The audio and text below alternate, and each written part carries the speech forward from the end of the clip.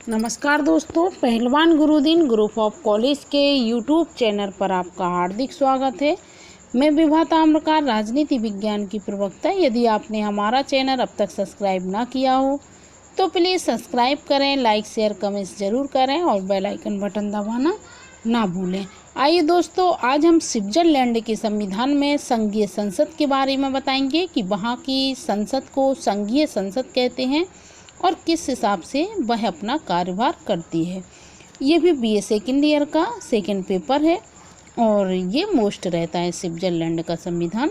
तो स्विट्ज़रलैंड में स्विट्ज़रलैंड का संविधान है, जो वहाँ राष्ट्रीय व्यवस्थापिका का नाम है, उसको संघीय संसद कहते हैं। भारत में भी जो व्यवस्थापिका है हम उसको संसद कहते हैं। इंग्लैंड में पार्लियामेंट कहते हैं और अमेरिका में भी जो संघीय संसद है उसको कांग्रेस कहती है। तो स्विट्ज़रलैंड में व्यवस्थापिका का नाम संघीय संसद है। इसके 2 सदन हैं, यहाँ भी 2 सदनात्मक व्यवस्था है और देशों की तरह। तो इसका पहला सदन जो बड़ा सदन है उसका नाम सीनेट है और प्रतिनिधि सभा इसका छोटा सदन है। सीनेट यहाँ पहला सदन है और प्रतिनिधि सभा यहाँ छोटा सदन है। यह लोगों तथा प्रांतों के अधिकारों के तले परिसंघ की सर्वोच्च सत्ता की धारक है। यहाँ इसको शक्ति प्राप्त है, सर्वोच्च सत्ता संघीय संसद के पास है। देखने में इसका रूप ब्रिटिश संसद व अमेरिकी कांग्रेस से मिलता जुलता है, जहाँ 2 सदनात्मक व्यवस्थाएं हैं, लेकिन अंतर का अमूल बिंदु इस तथ्य में देखा जाना चाहिए कि यहाँ दोनों सदनों की शक्तियाँ समान हैं। अतः एक लेखक ने टिप्पणी की है कि कार्यपालिका की तरह स्विस व्यवस्थापिका भी विचित्र है। दुनिया में कहीं ऐसी व्यवस्थापिका है जहां ऊपरी सदन व निचले सदन की शक्तियां किसी तरह से भिन्न नहीं है। इसका गठन कैसे होता है? जैसे सीनेट का गठन अमेरिकी सीनेट की गठन की तरह है। जिस प्रकार अमेरिका में हर राज्यों को सीनेट में 2 स्थान प्राप्त हैं, उसी प्रकार यहाँ हर बड़े या पूरे कैंटनों को 2 स्थान दिए गए हैं। छोटे या आधे कैंटनों को 1 स्थान दिया गया है। यहाँ 20 बड़े तथा 6 छोटे कैंटन हैं, अतः इनकी कुल सदस्य संख्या 46 है। फिर भी स्विस व अमेरिकी व्यवस्थापिका में अंतर के अनेक बिंदु देखे जाते हैं। यहाँ हर कैंटन अपने कानून बनाता है, जिससे उनके प्रतिनिधियों का चुनाव होता है। इनका कार्यकाल तथा उनके वेतन व भत्तों का निर्धारण किया जाता है। यही कारण है कि किसी कैंटन में 4 वर्षों का कार्यकाल है तो किसी में 3 वर्षों का और किसी में मात्र 1 वर्ष का।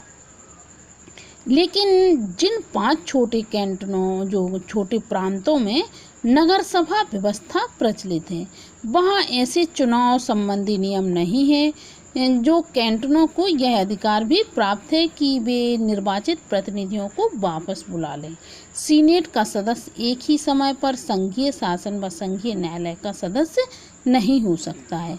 प्रतिनिधि सभा लोकप्रिय सदन है। इसमें कुल 200 स्थान हैं, जिनका प्रत्यक्ष चुनाव होता है। चुनाव गुप्त होता है। इसमें अनुपातित प्रतिनिधित्व व सूची प्रणाली का प्रयोग किया जाता है।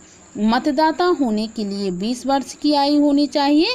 लगभग 24,000 की आबादी पर एक चुनाव क्षेत्र बनाया जाता है यहाँ, किंतु हर कैंटनों को कम से कम 1 स्थान दिया जाए। यही कारण है कि ज्यूरियस को सबसे बड़ा कैंटन होने के नाते 35 स्थान प्राप्त हैं, जबकि ज्यूरिया को 2 और उरी को 1 स्थान दिया गया है। संघीय शासन या संघीय न्यायालय का सदस्य या कोई सरकारी नौकरी या पादरी इस सदन का सदस्य नहीं हो सकता है। इस सदन का सामान्य कार्यकाल 4 वर्ष का होता है, लेकिन यह किसी समय भंग हो सकती है। यह 1 वर्ष को अपने अध्यक्ष या उपाध्यक्ष को चुना करती है। एक स्वस्थ परंपरा के अनुसार उपाध्यक्ष को अध्यक्ष चुन लिया जाता है तथा उसकी जगह नया उपाध्यक्ष चुन लिया जाता है। अध्यक्ष संसद की कार्यवाही चलाता है। संसदों जो सदस्य होते हैं वहाँ तो सदस्यों को बोलने का अवसर देता है। मत विभाजन के बाद अपना निर्णय सुनाता है। दोनों पक्षों के समान मत होने की स्थिति में अपना निर्णय मत देता है। किसी सदन के कम से कम 1/4 सदस्य या संघीय कार्यपालिका संघीय संसद का विशेष सत्र बुला सकती है। अब आते हैं कि संघीय संसद की शक्तियाँ व कार्य क्या हैं। तो संघीय शासन की तरह संघीय संसद की व्यापक शक्तियाँ हैं जिन्हें हम अध्ययन को सुगमता की खातिर प्रस्तुत कर सकते हैं। जैसे राष्ट्रीय व्यवस्थापिका होने के नाते इसका कार्यकाल कानून बनाता है। क्या होता है? राष्ट्रीय व्यवस्थापिका होने के नाते इसका काम कानून बनाना है। जैसे कानून बनाते हैं, भारत में भी जो व्यवस्थापिका है उसका काम कानून बनाना है, तो उधर भी व्यवस्थापिका जो संघीय संसद है इसका काम है कानूनों को बनाना। यह संघीय विषयों पर कानून बनाती है तथा संविधान को सुचारू रूप से लागू करती है और अनिवार्य निर्देश जारी कर सकती है। यह संवैधानिक संशोधन के बिल को पास करती है तथा संधियों को पुष्टि करती है। सरकार का वार्षिक बजट पास करती है। यह संघीय कार्यपालिका में परिसंघ के प्रशासन के बारे में जानकारी प्राप्त कर सकती है तथा इस बारे में उसे अनिवार्य निर्देश दे सकती है। फिर आता है कि यह अनेक महत्वपूर्ण पदाधिकारों का चुनाव भी कर सकती है। जो अनेक महत्वपूर्ण पद होते हैं उनका निर्वाचन यह करती है। अपने संयुक्त अधिवेशन में यह संघीय कार्यपालिका के 7 सदस्यों का चुनाव करती है तथा किसी को 1 वर्ष के लिए परिसंघ का अध्यक्ष तथा किसी को अन्य को उसका उपाध्यक्ष नामित करती है। संघीय सरकार के महासचिव अथवा चांसलर का यह चुनाव करती है। यह संघीय न्यायालय के 26 जजों का चुनाव भी करती है तथा किसी को उसका अध्यक्ष बनाती है तथा किसी को न्यायालय के 12 स्थान पत्र जजों का भी निर्वाचन करती है। युद्ध काल में सेना अध्यक्ष का चुनाव करती है तथा संघीय बीमा न्यायाधिकरण के सदस्यों का भी चुनाव करती है। यह युद्ध व शांति की घोषणा करती है तथा संधियों व समझौतों की पुष्टि भी करती है।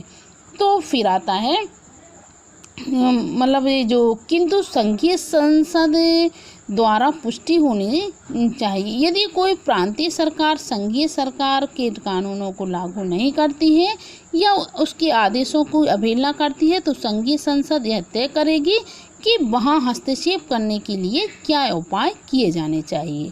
फिर इसमें आता है कि संघीय संसद को कुछ न्यायिक कार्य भी सौंपे गए हैं। व्यवस्थापिका को कुछ न्यायिक कार्य भी सौंपे गए हैं।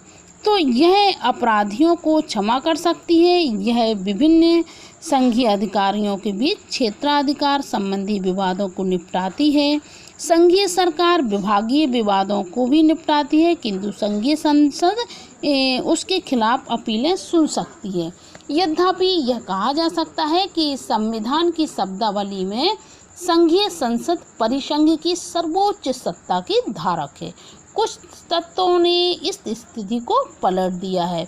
उपक्रम व लोक निर्णय की तकनीकों ने संघीय संसद को उस महत्वपूर्ण स्थिति से वंचित कर दिया है जो ब्रिटिश संसद या अमेरिकी कांग्रेस को प्राप्त है। लोक निर्णय यहाँ क्योंकि प्रत्यक्ष लोकतंत्र है ना, तो जो ब्रिटेन की संसद और अमेरिका की कांग्रेस को जो प्राप्त है, क्योंकि यहाँ प्रत्यक्ष लोकतंत्र है तो यहाँ संसद की जो शक्ति है थोड़ी अमेरिका और ब्रिटेन की संसद के हिसाब से थोड़ी कमज़ोर पड़ जाती है, क्योंकि जो लोक निर्णय संघीय संसद की इच्छा को रद्द कर सकता है। वहाँ प्रत्यक्ष प्रजातंत्र है इसलिए इसकी निर्णय को रद्द भी कर सकती है। वहाँ का प्रत्यक्ष लोक निर्णय जो होता है इसकी बातों को रद्द भी कर सकता है। यह एक विचित्र व्यवस्था है कि जब संघीय संसद के चुनाव होते हैं तो लोग राजनीतिक दलों के पक्ष में अपना वोट देते हैं, लेकिन जब लोक निर्णय होता है तो उसमें वे अपने स्वतंत्र विवेक का प्रयोग करते हैं। जब उनका स्वयं का निर्णय होता है जनता का तो वह विवेक का प्रयोग करते हैं। यह भूल जाते हैं कि संघीय संसद में उन्हीं के द्वारा निर्वाचित प्रतिनिधि हैं, किंतु वे उनके किसी महत्वपूर्ण प्रयास को निरस्त कर सकते हैं। इस तथ्य की अपेक्षा नहीं की जा सकती है कि संघीय संसद के तले होने के बावजूद स्विस संघीय शासन ने उस पर अपना प्रभावी आधिपत्य जमा लिया है। एक रिपोर्ट है उन्होंने व्यक्त किया है कि संघीय सभा के पास सभी प्रकार के विशेषाधिकार होते हुए भी संघीय कार्यपालिका को अग्रणी भूमिका स्थापित हो जाती है। आशा करती हूँ दोस्तों कि आपको संघीय संसद भी समझ में आ गई होगी। धन्यवाद।